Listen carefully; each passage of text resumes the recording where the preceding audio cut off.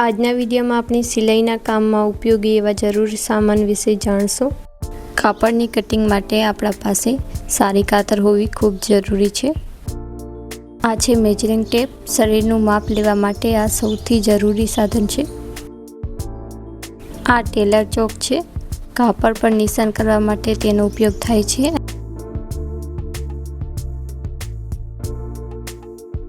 આ સ્કેલ છે। સ્કેલ આપણને કટિંગ કરવામાં ખૂબ ઉપયોગી થાય છે। તે ઘણા પ્રકારની આવે છે।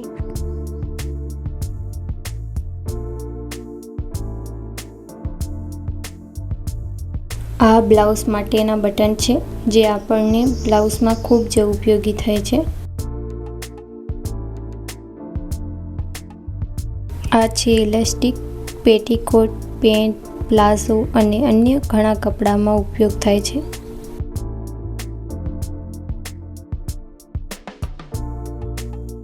આ છે કેનવાસ પટ્ટી, જેનો ઉપયોગ આપણે સલવારની મોરી બનાવવામાં કરીએ છીએ। આ ચેન છે, તે બ્લાઉઝ, કુર્તી, ડ્રેસ માટે ખૂબ જ ઉપયોગી છે।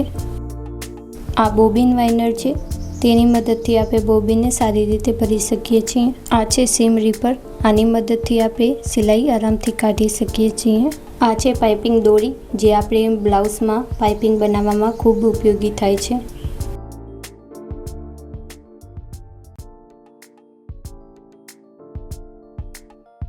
આ ધાગાનો ડબ્બો છે। સિલાઈ માટે સારો અને મજબૂત ધાગો ખૂબ જરૂરી છે। અલગ અલગ કપડાં અને ડિઝાઇન પ્રમાણે યોગ્ય ધાગો પસંદ કરવો જોઈએ।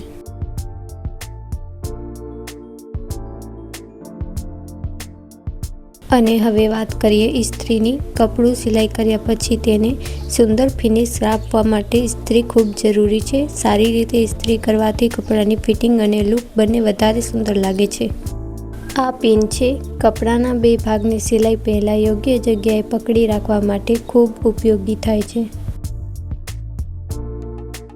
આ છે ફ્રેન્ચ કર્વ, જેનો ઉપયોગ ડ્રેસના કટિંગમાં અલગ અલગ ગોળાઈ બનાવવામાં થાય છે, ખાસ કરીને આર્મહોલ, ગળું અને અન્ય કર્વવાળી જગ્યાએ।